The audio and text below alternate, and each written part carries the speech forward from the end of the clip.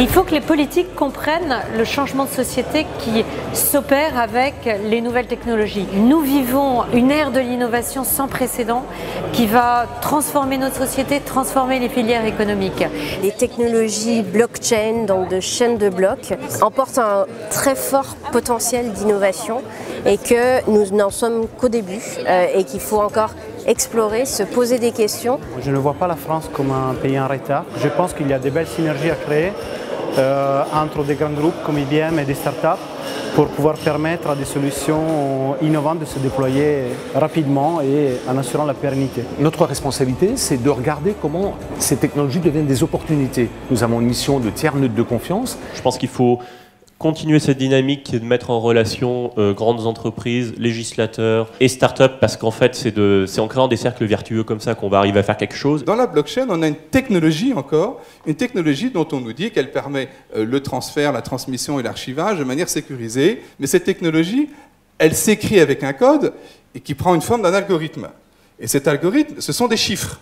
Or, la loi, ce sont des lettres. La France n'est pas en retard, absolument pas.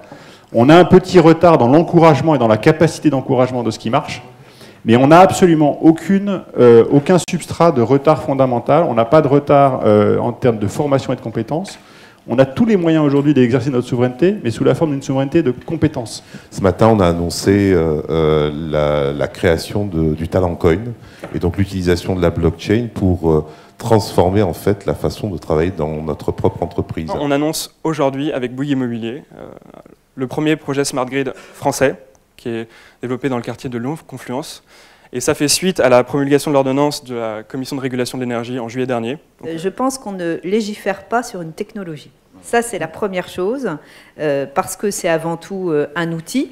La confiance autour de la blockchain se fera sur la sécurisation, évidemment. On sent bien la nécessité de revenir à des systèmes beaucoup plus horizontaux et à un Internet des gens. Je pense que la blockchain est vraiment un marqueur assez fort de ce qui est en train de se passer, d'un retour à un Internet vraiment décentralisé, vraiment distribué. Moi, je pense qu'il y a des étapes à franchir. On pourrait faire ça, par exemple, pour la procuration électorale en ligne, ce que le gouvernement refuse pour le moment. C'est quelque chose qu'on pourrait faire avec la blockchain. Oui, moi, je crois qu'au final, la blockchain pourrait répondre à la crise de confiance en faisant notamment baisser l'abstention.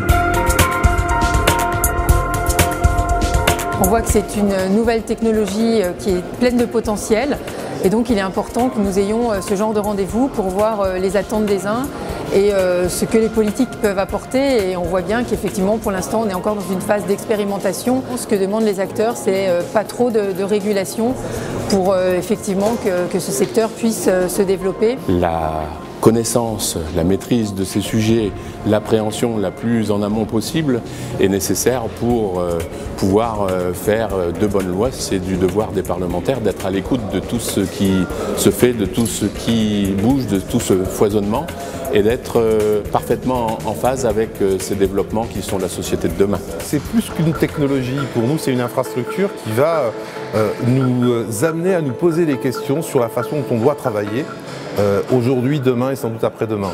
Donc faire partie de ce forum, c'était important. Moi je retiens surtout la mobilisation, et avoir un séminaire sur la blockchain avec des dizaines de personnes qui attendent à l'extérieur pour pouvoir entrer et contribuer, je trouve ça passionnant. C'est un très bon signal. Faisons de plus en plus de forums comme ça pour justement traiter ces questions et pas les laisser enterrer et se dire que dans 2 ans, finalement, on n'a pas répondu aux questions.